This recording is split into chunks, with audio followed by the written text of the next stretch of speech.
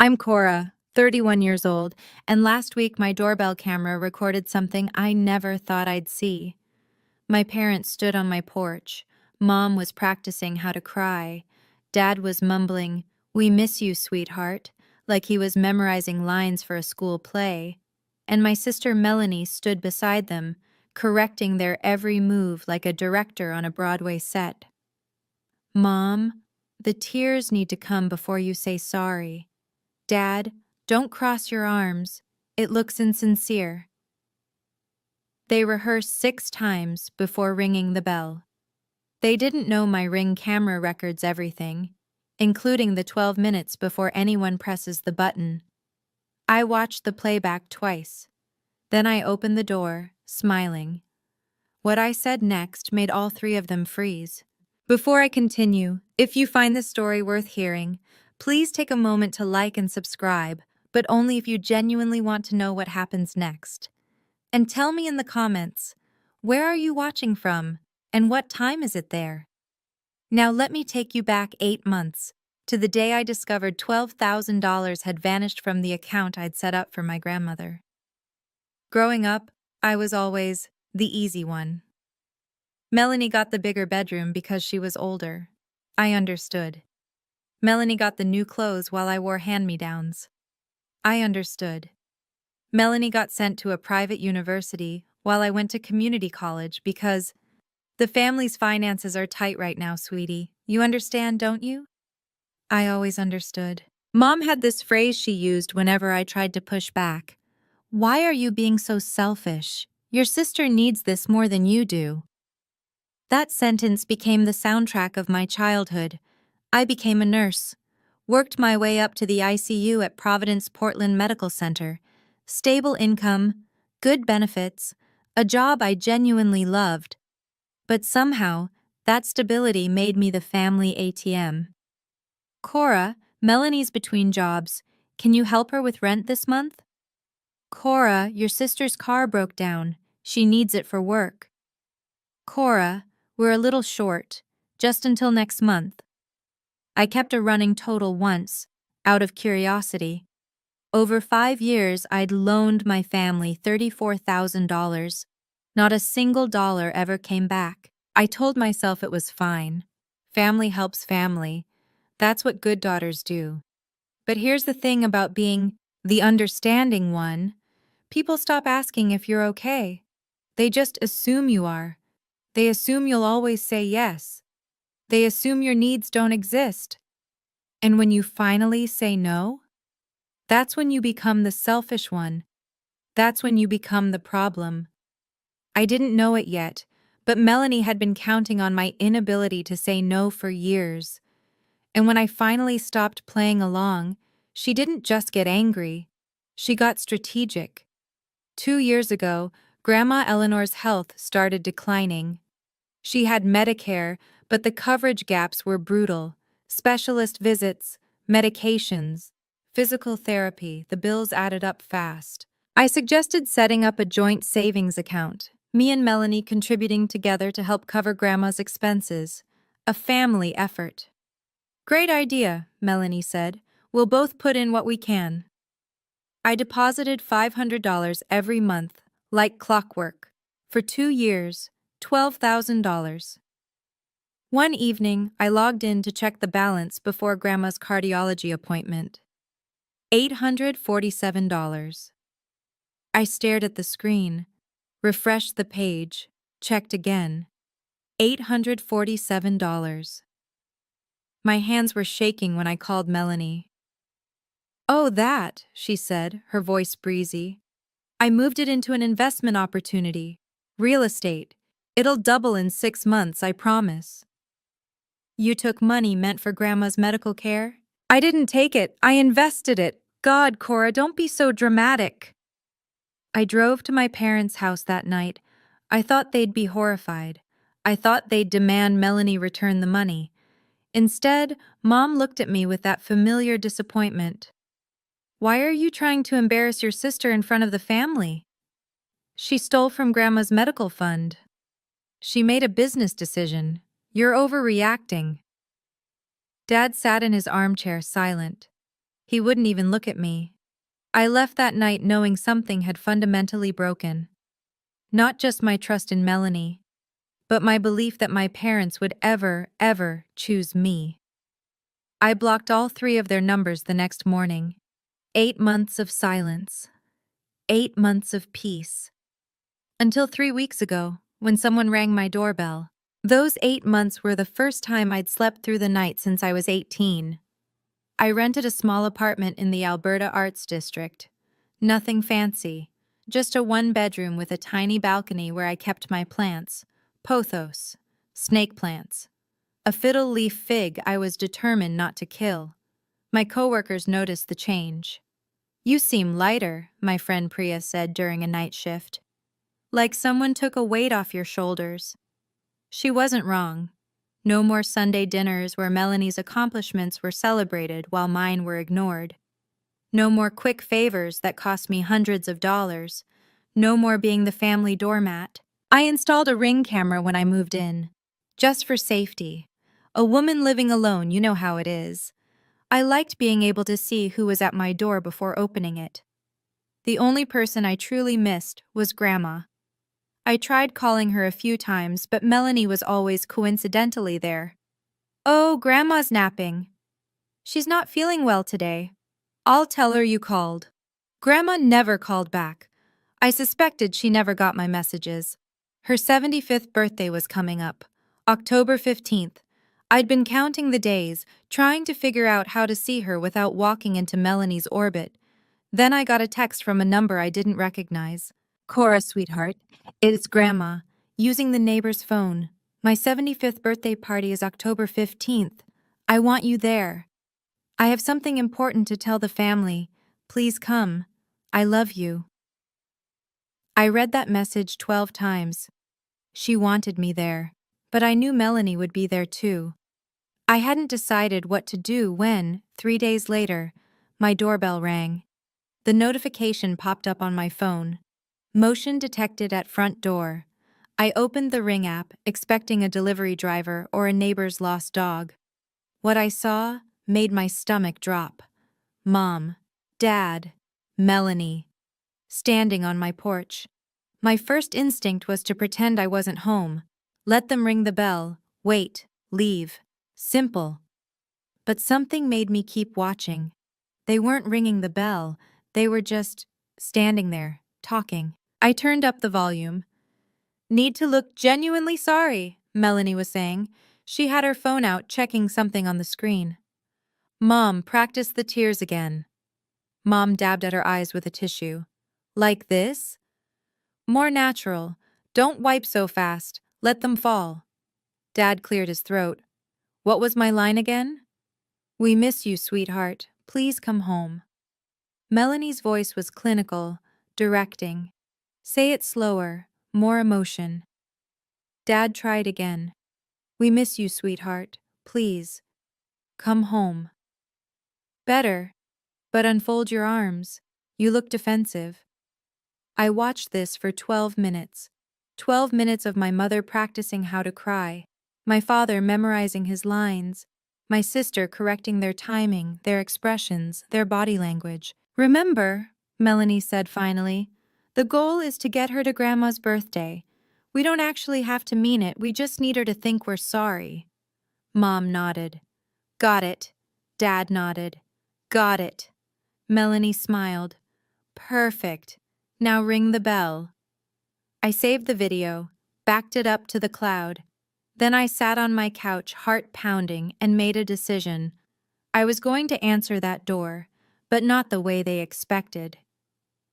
The doorbell rang. I gave myself 30 seconds, breathed in, breathed out, checked my reflection in the hallway mirror. Then I opened the door with a smile. Mom's performance started immediately. Her eyes welled up, right on cue. "Cora, baby, we've missed you so much." "Mom," I said calmly, "how many times did you practice that?" She froze mid-sob. Dad's rehearsed line died in his throat. Melanie's composure cracked for exactly half a second. I saw it, that flash of panic in her eyes, before she recovered. "What are you talking about?" I pointed to the small device mounted beside my door. That's a Ring camera. It records 24/7. I paused, including the 12 minutes before you rang the bell. Silence. Mom's fake tears stopped instantly. Dad looked at the ground. Melanie's jaw tightened. I watched the whole thing, I continued, keeping my voice steady. The crying practice, the line memorization, the direction notes. I tilted my head. We don't actually have to mean it. We just need her to think we're sorry. That was you, wasn't it, Melanie? Melanie started. So here's my question. I leaned against the doorframe, arms crossed. What do you actually want? Because clearly it's not reconciliation. Melanie recovered fast. I'll give her that. You're recording your own family? That's a violation of privacy? This is my property. I have every right to record my own front porch. You've changed, Cora. You've become so cold. I almost laughed. I've become someone who doesn't fall for performances anymore. There's a difference. Dad finally spoke, his voice weak. Your grandmother's 75th birthday is next week. She wants you there. I know, I said. She texted me. So you'll come? I looked at all three of them. I'll come. For Grandma. Not for you. Melanie's eyes narrowed. She wasn't used to losing control of a situation. If you're coming to the party, she said, we should arrive together. Show Grandma that the family is united. No. Cora. I'll arrive on my own. When the party starts. Not before. Mom stepped forward, her performance abandoned now, replaced by something sharper. You're being unreasonable. How will it look if you show up separately? People will ask questions. Then let them ask. Your grandmother is turning 75. This might be her last. Mom caught herself, recalibrated. This is important to her. She wants her family together. And I'll be there, just not on your terms. Melanie's phone buzzed. She glanced at the screen and something flickered across her face. Tension. Worry. I have to take this. She stepped away from the porch, turning her back to us. Tyler, I told you I'm handling it. No, she hasn't agreed yet. I know the deadline is... I couldn't hear the rest, but I heard enough. Deadline? When Melanie returned, her composure was thinner, cracks showing beneath the surface. What deadline? I asked. None of your business. Interesting, because you're standing on my porch, asking me for favors. Seems like some things are definitely my business. Mom jumped in quickly. Let's focus on the birthday, Saturday at Grandma's house, 2 o'clock. I'll be there at 2. And you won't cause any... scenes? I smiled, the same calm smile I'd given them when I opened the door. I'm not the one who stages scenes, Mom, remember?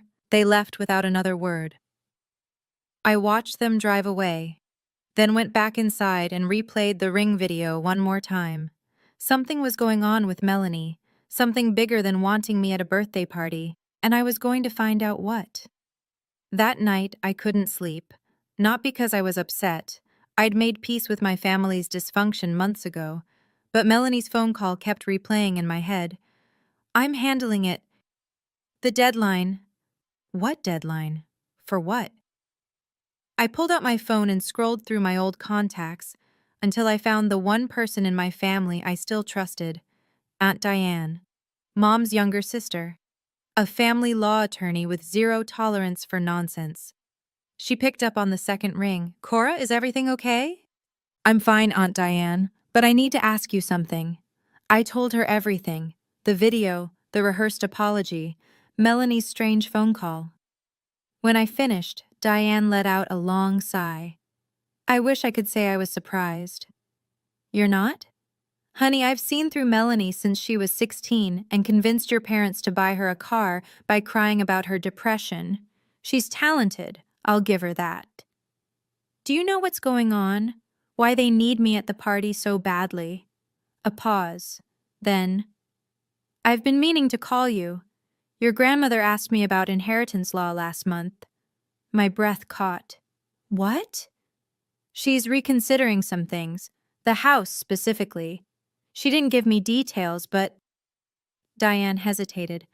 I think she's having doubts about certain family members. The house. Grandma's Victorian home in Laurelhurst. The one she'd lived in for 40 years, worth close to $800,000. Melanie's worried, I said slowly. That's why she needs me there. If Grandma sees the family united, she might not change anything. But if she senses conflict, she'll ask questions. Exactly. I thanked Diane and hung up. So that was it. Melanie wasn't trying to reconcile with me. She was trying to manage a narrative, and I'd just become a threat to her plan. The next morning, I did something I hadn't done in 8 months. I opened our old family group chat. I'd left the group when I went no contact, but I hadn't deleted the history. Some part of me had known I might need it someday. I scrolled back through months of messages, past the birthday wishes I'd never received, past the holiday photos I wasn't in, until I found what I was looking for. Melanie to Mom, 6 months ago. If Cora asks for the money back, just tell her I'm going through a hard time. She won't push. Mom's response: she never does. That girl would give you her last dollar if you cried hard enough. Melanie: exactly. That's what makes her useful. Useful. I stared at that word until my vision blurred. I kept scrolling. More messages. More patterns. Just tell Cora it's for the family. She can't say no to that. Cora's too nice. She'll never actually cut us off. She's the easy one. Always has been. I screenshot everything. Every message. Every casual dismissal of my feelings. Every coordinated manipulation. Then I created a folder on my phone. The ring video. The group chat screenshots.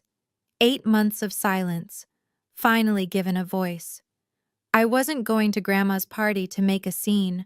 I wasn't going to yell or cry or beg for an apology I'd never get. I was going to do something much simpler. I was going to tell the truth. And for once, I was going to have proof. If you've ever kept evidence of someone's manipulation, texts, recordings, anything, did you ever use it? Or did you hold on to it, waiting for the right moment? Tell me in the comments. This story's about to get intense, and I want you with me. Saturday came faster than I expected. I spent Friday night laying out my outfit. Nothing dramatic, just a simple navy dress, modest jewelry, comfortable flats. I wasn't going for attention. I was going for presence.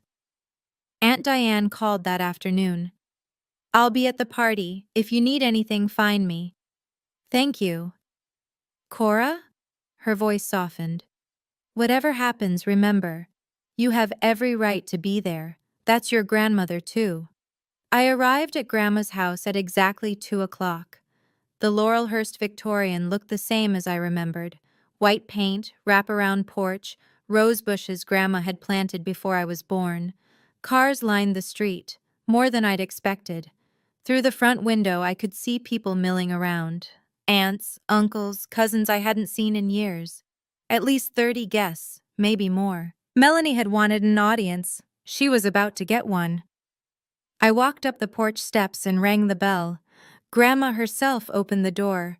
She looked smaller than I remembered, thinner, but her eyes, those sharp blue eyes that had always seen straight through me, lit up the moment she saw my face. Cora. She pulled me into a hug. My sweet girl, you came. Of course I came, Grandma. I wouldn't miss this. Over her shoulder, I saw Melanie watching from the living room. She had a champagne glass in hand and a smile that didn't reach her eyes. Mom stood beside her. Dad was by the fireplace, looking uncomfortable. Come in, come in. Grandma took my hand. I have a seat saved for you. She led me through the house, past the curious stares of relatives, past my parents' forced smiles, to a chair beside hers. Not in the corner where Melanie had probably planned to put me, right next to the guest of honor. The message was clear. The party unfolded around me in a blur of small talk and hors d'oeuvres. Cousin Rachel asked about my job. Uncle Marcus complimented my dress. People who hadn't spoken to me in years suddenly found me fascinating. I knew why. In families like ours, absence creates mystery. 8 months of silence meant 8 months of Melanie controlling the narrative, and now everyone wanted to see if the story matched the person. Aunt Diane found me by the buffet table. "How are you holding up?" "Better than expected." I glanced toward Melanie, who was holding court near the piano. "She's watching me like a hawk." "She's nervous." Diane lowered her voice. "I talked to your grandmother yesterday. She's planning to make an announcement today about the house." My heart skipped. What kind of announcement? She wouldn't tell me specifics, but she did say— Diane paused, choosing her words carefully. "She said she's been watching, paying attention to who treats her with real love and who just wants something from her." Across the room, Grandma was talking to one of her neighbors, but her eyes kept drifting toward Melanie with an expression I couldn't quite read. "Melanie has no idea," I said quietly. "She thinks this party is her stage." "Melanie thinks everything is her stage." Diane touched my arm. "Just be yourself today. That's all you need to do. And if things go sideways, then you have me, and you have the truth." She held my gaze. "In this family, that's more than most people ever have." I nodded, feeling the weight of my phone in my cardigan pocket. The Ring video, the screenshots, the truth. I wasn't planning to use them, but if Melanie pushed me, I was ready. Halfway through the party, Melanie made her move. She cornered me near the hallway, away from the crowd. Her smile was sweet, her voice anything but. "I'm surprised you actually came." "Why?" Grandma invited me. "Grandma invites everyone. That doesn't mean everyone belongs." I studied my sister's face, the perfect makeup, the carefully styled hair, the designer dress that probably cost more than my monthly rent. "You look stressed, Melanie." Her smile flickered. "I'm fine." "Your phone keeps buzzing, every few minutes, and every time it does, you look like you're about to be sick. You're imagining things." "Am I?" I tilted my head. "Who's Tyler talking to right now?" Across the room, Tyler, Melanie's husband, was nursing a drink and talking to one of our cousins. He looked miserable, dark circles under his eyes, shoulders hunched like a man carrying weight he couldn't put down. Melanie's composure cracked, just slightly. "Stay away from my husband." "I haven't said a word to him." "Keep it that way." She started to walk away, then turned back. "You think you're so smart, don't you, with your little doorbell camera and your righteous act, but you have no idea what's really going on." "Then enlighten me." For a moment, something raw flashed across her face. Fear? Desperation? It was gone before I could name it. "Just don't ruin this," she said quietly. "For Grandma's sake." "I'm not here to ruin anything, Melanie. I'm here for Grandma. Period." She searched my face for something, a tell, a crack, and found nothing. "Fine," she said finally. "Just stay out of my way." She walked back to the party, spine straight, smile restored. But I'd seen it now, the cracks beneath the surface. Something was very, very wrong. The backyard was beautiful. String lights wove through the old oak trees. White tablecloths covered long tables set up on the lawn. The caterer had arranged everything just so: silver chafing dishes, crystal glasses, a 3-tier cake with "Happy 75th Eleanor" in elegant script. Melanie had planned this party down to the smallest detail. She'd mentioned it in the group chat months ago. "I want Grandma's birthday to be perfect. Everyone needs to see what a wonderful family we are, what a wonderful family we appear to be. That was the goal. I found a seat at one of the tables. Aunt Diane sat beside me. Across the yard, I could see Mom circulating, kissing cheeks, accepting compliments on her lovely daughter, who organized everything. Dad stood alone near the fence, nursing a beer. He'd barely spoken to me since I arrived, but I noticed something else. Tyler, sitting at a table near the bar. He was on his third drink in an hour. His conversation with our cousin had ended, and now he was scrolling through his phone with a furrowed brow. I watched as Melanie approached him, leaned down, whispered something sharp. Tyler's face tightened. He shook his head. She whispered again, more forcefully. He stood up abruptly and walked inside. Melanie watched him go, her jaw clenched. "Trouble in paradise?" Diane murmured. "Looks like it." Interesting timing. Before I could respond, a clinking sound cut through the chatter. Everyone turned toward the patio where Grandma stood with a champagne flute in her hand. "Thank you all for coming," she said, her voice still strong despite her years. "Before we eat, I have a few things I want to say." The backyard went quiet, and Melanie's face went pale. Melanie moved fast. Before Grandma could continue, she stepped forward, champagne glass raised, her brightest smile locked in place. "Before you do, Grandma, can I say something?" She didn't wait for permission. "I just want to welcome everyone, and especially welcome my little sister Cora back into the fold." All eyes shifted to me. Some of you may have noticed Cora's been absent lately. Melanie's voice dripped with false concern. "She's been going through a really difficult time. Work stress, some personal issues. We've all been so worried about her." Murmurs rippled through the crowd, sympathetic glances, pitying nods. Mom jumped in, right on cue. "It's true, Cora's been struggling. We're just so glad she's feeling well enough to join us today." I felt the shift in the room, the narrative being built, brick by brick. Poor Cora. Fragile Cora. Unstable Cora. They were framing me before I'd even said a word. "Thankfully," Melanie continued, "family is always here for each other, no matter what." She raised her glass. "To Grandma Eleanor, and to family." "To family," the crowd echoed.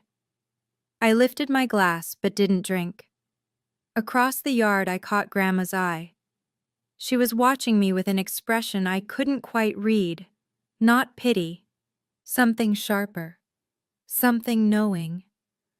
Aunt Diane leaned close. "You okay?" "Fine." I kept my voice even, just watching. "She's trying to discredit you before you can say anything." "I know. Are you going to let her?" I thought about the video on my phone, the screenshots, everything I'd kept. "Not yet," I said quietly. "But she doesn't know that." Melanie was still smiling, basking in the moment. She had no idea what was coming. Neither did anyone else. Dinner was served. I sat beside Grandma as she'd wanted. Melanie was across the table watching my every bite. The food was excellent. Grandma had always had good taste, but I barely tasted it. I was too busy observing. Uncle Marcus believed Melanie's performance completely. He kept asking if I was feeling better, if work was too much. I smiled and said I was fine. Cousin Rachel was skeptical. She kept glancing between me and Melanie with narrowed eyes. She'd always been sharp. Aunt Diane ate calmly, her attorney's poker face giving nothing away. And Grandma? Grandma watched everything. When Melanie excused herself to use the restroom, I felt Grandma's hand on mine. "You're being very patient," she said quietly. "Excuse me." "I saw your face when Melanie gave her little speech." Grandma's eyes were knowing. Most people would have interrupted, defended themselves. Would that have helped? No. She squeezed my hand. It wouldn't have. Then I'll wait. Grandma studied me for a long moment. You've changed, Cora. Not in the way your mother claims. You've grown roots. I wasn't sure what to say to that. I have something to discuss with the family after dinner, she continued. Something important. When I do, I want you to listen, really listen. Of course, Grandma. And whatever happens, she leaned closer. Know that I see things, more than people think I do. Melanie returned to the table, her composure restored. Grandma released my hand and returned to her meal as if nothing had happened. But her words stayed with me. I see things. What exactly had she seen? And what was she planning to do about it? After dinner, I excused myself to find the restroom. On my way back, I passed the open kitchen window. Tyler was outside, leaning against the fence, phone pressed to his ear. His voice carried clearly through the screen. I told you I can't get more time. The collectors don't care about... He paused, listening. $50,000, man. By the end of the month. She swore she'd have it by now. $50,000. I froze. Yeah, the gambling thing. Online poker, sports betting, all of it. I didn't know until... Another pause. She said her grandmother would... No, it hasn't happened yet. That's the whole point of this party. I pressed myself against the wall, heart pounding. If Eleanor doesn't come through, I don't know what we're going to do. Mel's already burned through her sister. That's why Cora cut her off. And now... His voice cracked. I'm done, Marcus. I can't do this anymore. I'm filing for divorce next week. He hung up. I heard him take a shaky breath, then footsteps heading toward the side of the house, away from me. I stood there, processing. $50,000 in gambling debt. That's why Melanie took the $12,000 from Grandma's medical fund. That's why she needed me at this party, to present a united family to Grandma before the inheritance announcement. That's why she'd rehearsed the apology. Why she looked so desperate. Why Tyler looked so broken. The picture was finally complete. Melanie wasn't just manipulating me. She was drowning. And she'd been using everyone around her as life rafts while she pulled them under. I walked back to the party, my mind made up. I wasn't going to expose Melanie, but if she pushed me, I wouldn't protect her either. The sun had begun to set when Grandma stood up again. The string lights glowed brighter against the dimming sky. Conversations faded. 30 pairs of eyes turned toward the woman at the head of the table. Thank you for indulging an old woman, Grandma began, her voice cutting clear through the evening air. 75 years is a long time, long enough to learn a few things. She paused, scanning the faces around her. I've been thinking a lot about this house. About what happens to it when I'm gone. Melanie straightened in her chair. Mom leaned forward. Even Dad looked up from his drink. But before I talk about the future, Grandma continued, I want to talk about the past. About how we've treated each other in this family. My heart began to race. I've watched things over the years, things I didn't always speak up about. Favoritism, unkindness, taking advantage of those who are too kind to say no. Her gaze drifted to me, just for a second. I'm not proud of staying silent, but I'm too old now to keep pretending I don't see what I see. Melanie's smile had become fixed, frozen. A mask she couldn't adjust quickly enough. Grandma, she cut in, her voice tight with forced warmth. This is your birthday. We should be celebrating. I am celebrating. Grandma's voice was quiet but firm. I'm celebrating the truth. For once. The backyard was dead silent. Grandma turned to look directly at me. Cora, sweetheart, I need to ask you something, in front of everyone. I felt the weight of every stare. Yes, Grandma? Why haven't you spoken to your parents in 8 months?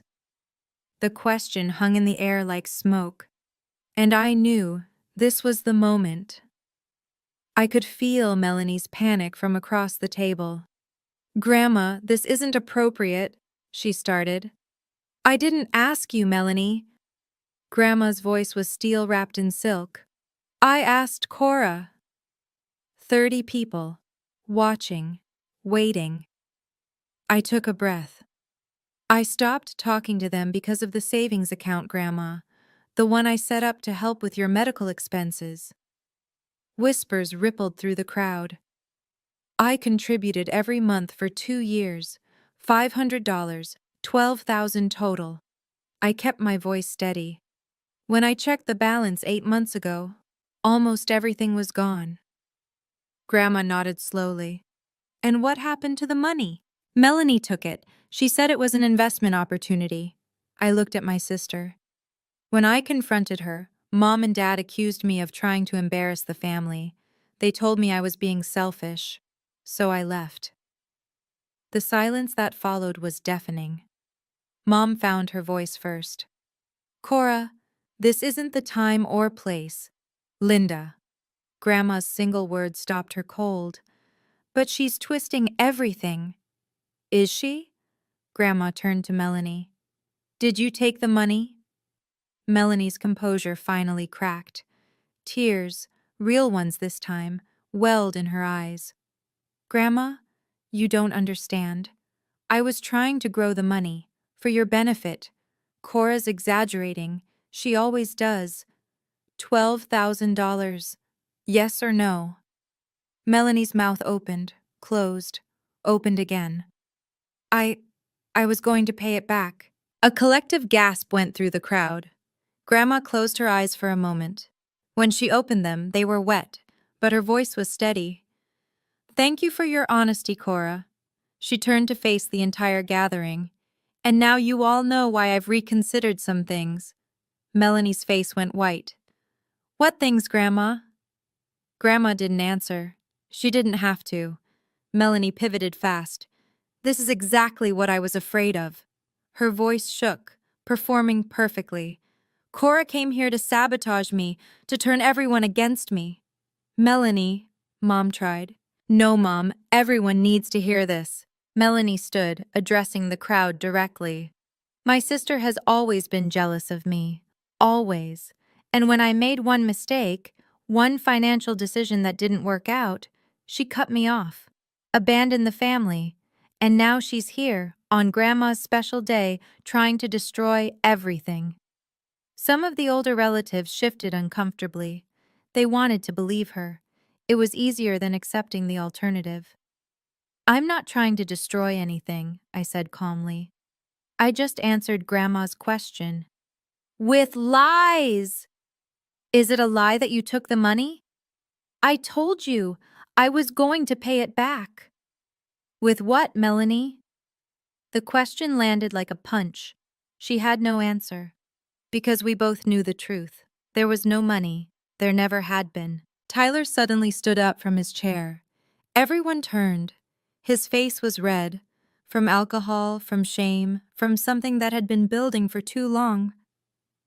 "Tell them," he said quietly. Melanie went rigid. "Tyler, sit down." "Tell them, Mel, or I will." "Tyler, $50,000. His voice cracked. "That's how much she owes. Gambling debts, online betting. She's been lying to all of you for years." The backyard erupted. Gasps, whispers. Someone dropped a glass. Melanie turned on her husband, her mask completely shattered. "How dare you? I'm done protecting you. I'm done lying." He looked at the crowd, at Grandma, at me, at everyone who had believed Melanie's performance. "I'm sorry," he said. "I should have said something sooner." Then he walked away, leaving Melanie standing alone. The chaos gave Melanie her opening. "This is a setup." Her voice rose above the murmurs. "All of this, Cora planned it. She manipulated Tyler. She's manipulating everyone." "Melanie, stop," Dad said weakly. "No. You all know Cora. Sweet, innocent, helpful Cora. But she's not what she pretends to be. Melanie pointed at me, her finger trembling. She recorded our private conversation, at her apartment, without permission. What kind of person does that? Eyes turned back to me. She's been collecting evidence against her own family, planning this ambush. She's sick. She needs help, not an audience. The narrative was shifting. I could feel it. Some people were buying it. I looked at Aunt Diane. She gave me an almost imperceptible nod. You want to talk about what I recorded? I pulled out my phone. Fine, let's talk about it. Cora, don't you dare! I turned my screen toward the table and pressed play. Melanie's voice filled the backyard. Mom, practice the tears again. More natural. Let them fall. Then Mom. Like this? Then Dad reciting, We miss you, sweetheart. And Melanie clear as day. Remember, the goal is to get her to Grandma's birthday. We don't actually have to mean it. We just need her to think we're sorry. The video ended. No one moved. Grandma's face was unreadable. Mom had gone ghost white. Dad was staring at the ground like he wished it would swallow him. Melanie's voice came out strangled. That's edited. She edited it. Ring camera footage has embedded metadata. Aunt Diane's voice cut through like a blade. Timestamps, location data. It's virtually impossible to alter without leaving traces. I'm a lawyer. I know. Melanie had nothing left. No tears, no excuses, no performance good enough to explain away her own words. The mask was gone. Have you ever held on to evidence of someone's manipulation, waiting for the exact right moment to use it? Was it the right call, or did it change you in ways you didn't expect? Tell me in the comments. I want to hear your story. We're almost at the end now. The fallout is about to begin. Grandma Eleanor rose slowly from her chair. The backyard had gone silent. Even the night birds seemed to be holding their breath. I've heard enough. Her voice wasn't loud. It didn't need to be. Melanie. She turned to face her older granddaughter. I love you. I've loved you since the day you were born. That will never change. Melanie's lip trembled. Grandma. But I cannot trust you. The words were gentle and devastating. And I cannot reward behavior that hurts the people I love. She turned to my parents next. Linda, Robert, you raised both of my granddaughters. And somewhere along the way, you taught one that lying was acceptable, and you taught the other that her feelings didn't matter. Mom opened her mouth to protest. Don't. Grandma's raised hand silenced her. I've watched this family for years. I saw what you did to Cora. The loans that were never repaid, the sacrifices that were never acknowledged, the blame she received for simply asking to be treated fairly. Dad's shoulders slumped. I'm 75 years old, Grandma continued. I don't have time for pretense anymore. So here's what's going to happen. She looked around at the assembled relatives.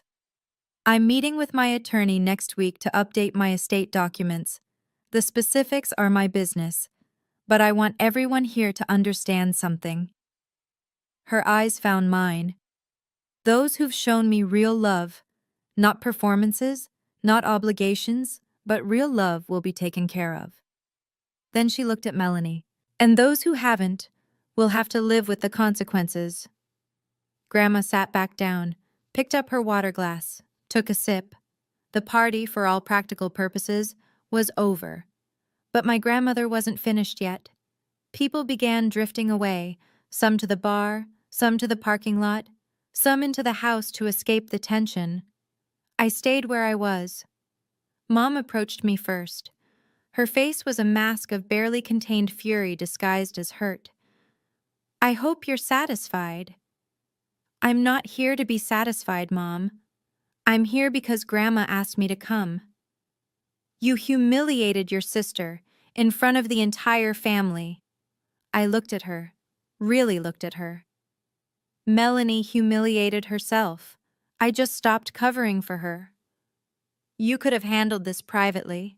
I tried that 8 months ago. You called me selfish and sided with her. Mom's mouth tightened. She had no response. I stood up. I love you, Mom. I love Dad too. But I can't have a relationship with people who don't respect me. So what? You're cutting us off again? No. The door isn't closed. I kept my voice calm, level.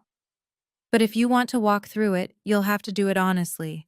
No scripts, no performances, just the truth. Dad had been hovering nearby, listening. His eyes were red. Dad, I said softly. I meant what I said.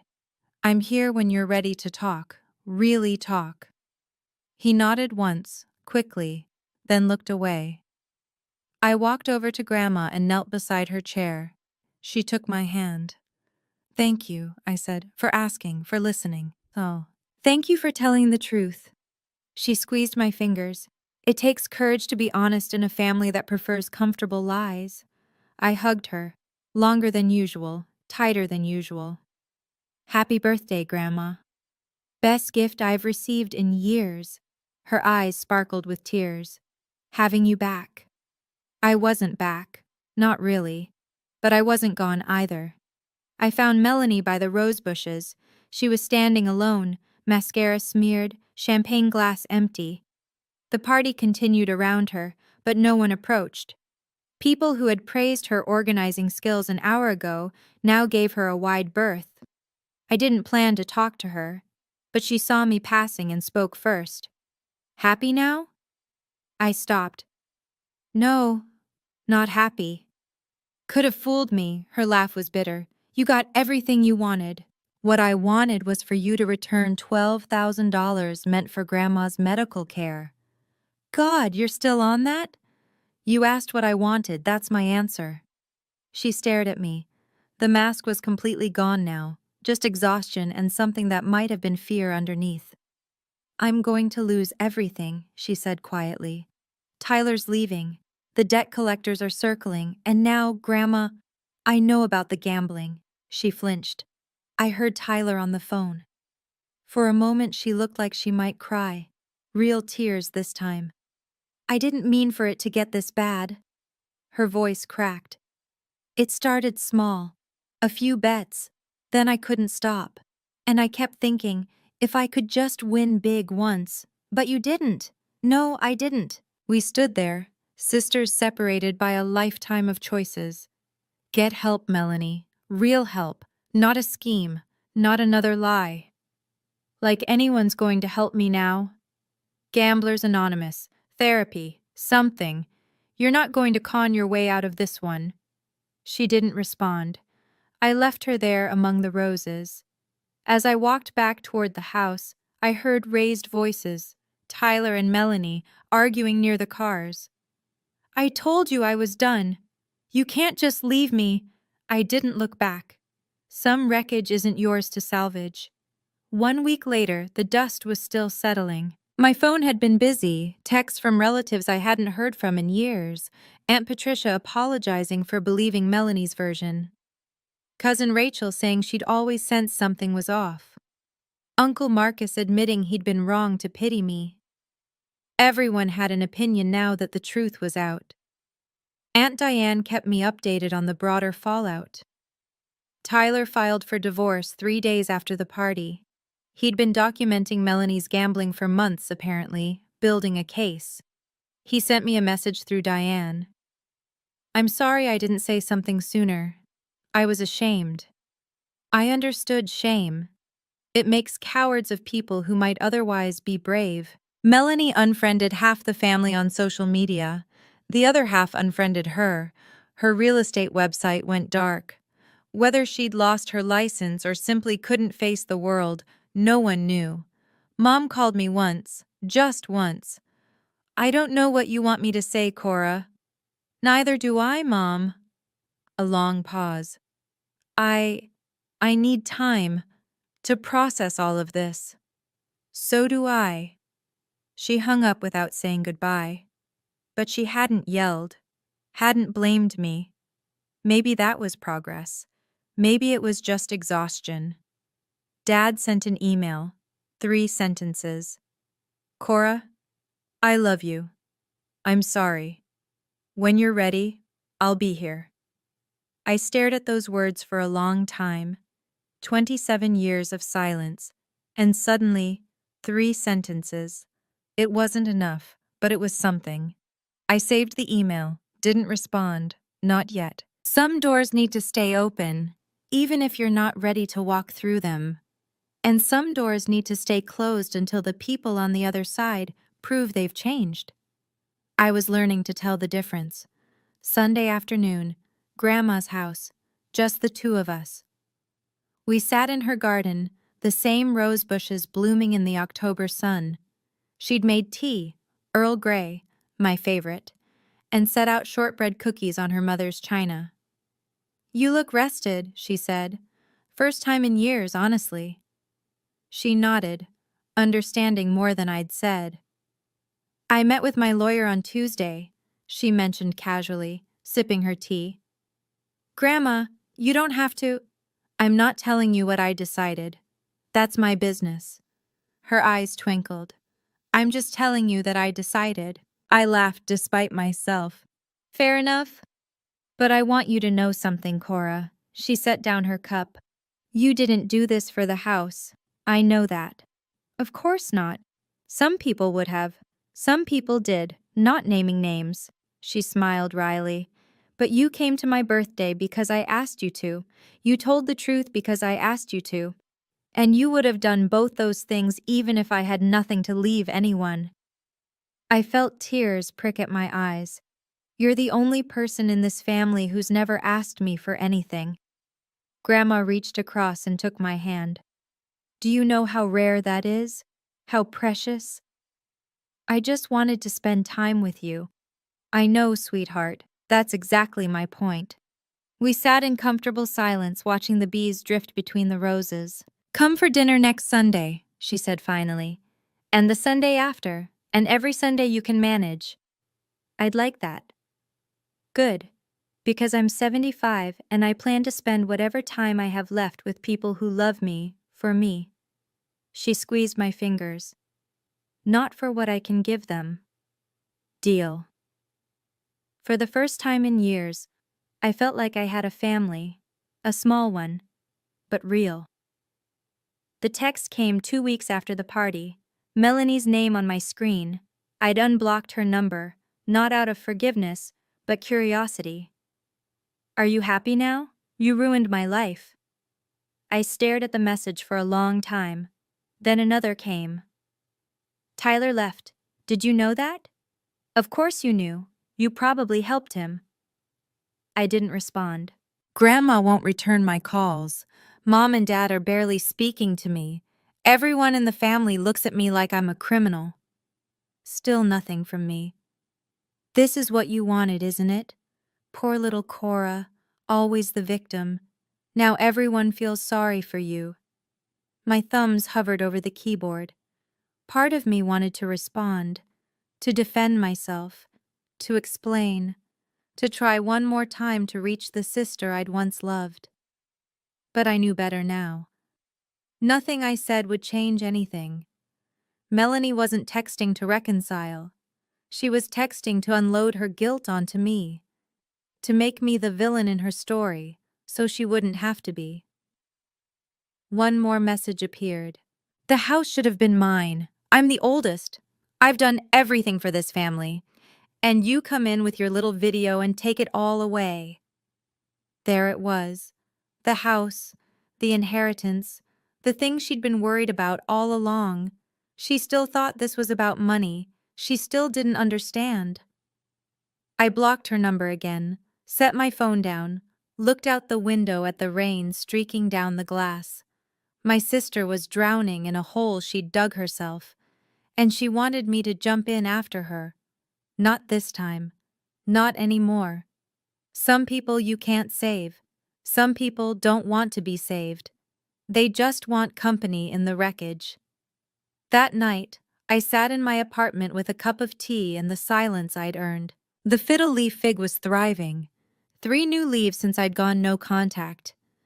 I like to think it had sensed the change in me, the weight lifting, the air clearing.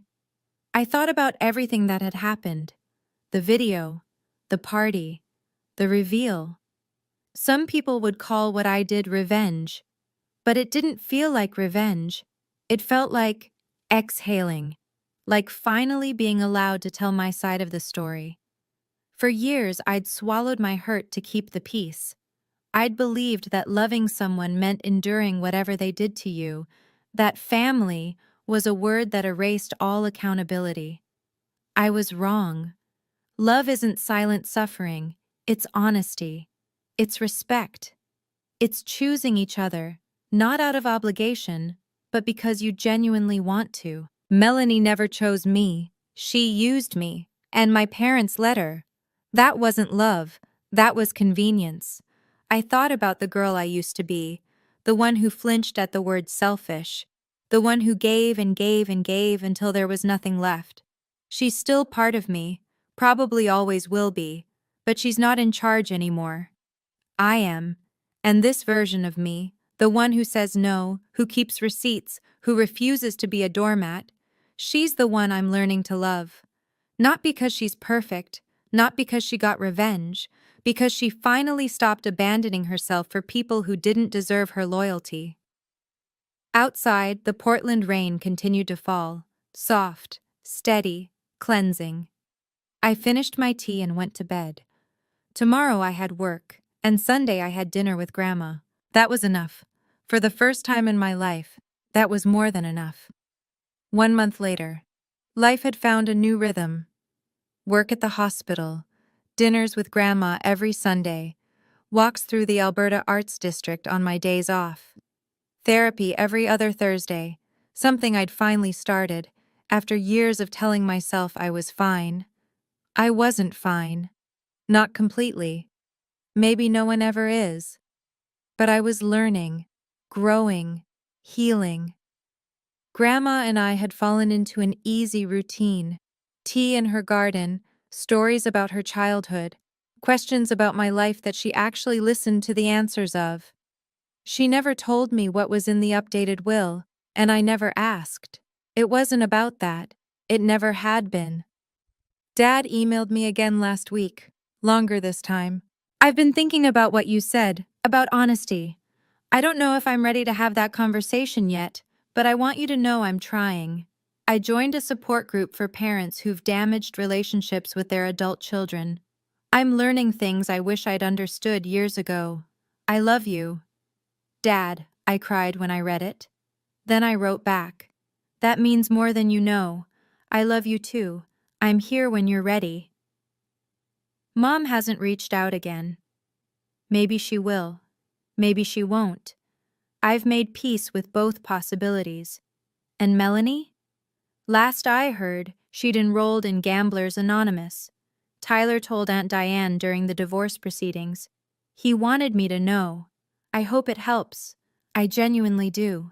But she's not my responsibility anymore. My responsibility is to myself, to the life I'm building, to the boundaries I'm learning to hold. The door isn't locked, but it's not wide open either. It's exactly where it needs to be. And so am I. After everything settled, I spent a lot of nights thinking about one question. Why? Not, why did they do this to me? That's a victim's question, and I was done being a victim. I meant, why does this happen? Why do families like mine exist? Here's what I figured out. My sister isn't evil. I know that's hard to believe given everything I've told you. But Melanie didn't wake up one day and decide to become a manipulator. She grew up being told she was special, the golden child, the one who would succeed. And when reality didn't match those expectations, when her business struggled, when the gambling spiraled, when her marriage cracked, she didn't have the tools to cope. So she performed, because that's all she knew. Psychologists call it narcissistic adaptation. When your entire sense of worth depends on looking successful, you'll do anything to maintain that image, even if it means using the people who love you. I'm not excusing her. Understanding someone isn't the same as forgiving them. but understanding helps me stop waiting for an apology that will never come. And my parents? They weren't monsters either. They were scared. Mom was terrified of conflict, of being judged by the extended family, of facing the truth about her perfect daughter. Dad was terrified of everything. Easier to go along with Mom, easier to stay quiet, easier to let someone else take the fall. Fear makes people small. It makes them choose comfort over justice. I get it. I was scared too, once. Scared of being called selfish, of being the difficult one, of losing the family I thought I needed. Here's what I've learned. Some fears are worth facing, and some family is only worth what it costs you to keep. If any of this sounds familiar, if you're the easy one in your family, the peacekeeper, the one who always understands, I want you to know something. Being kind is beautiful, but kindness without boundaries is just self-abandonment dressed up as virtue. You're allowed to say no. You're allowed to keep receipts.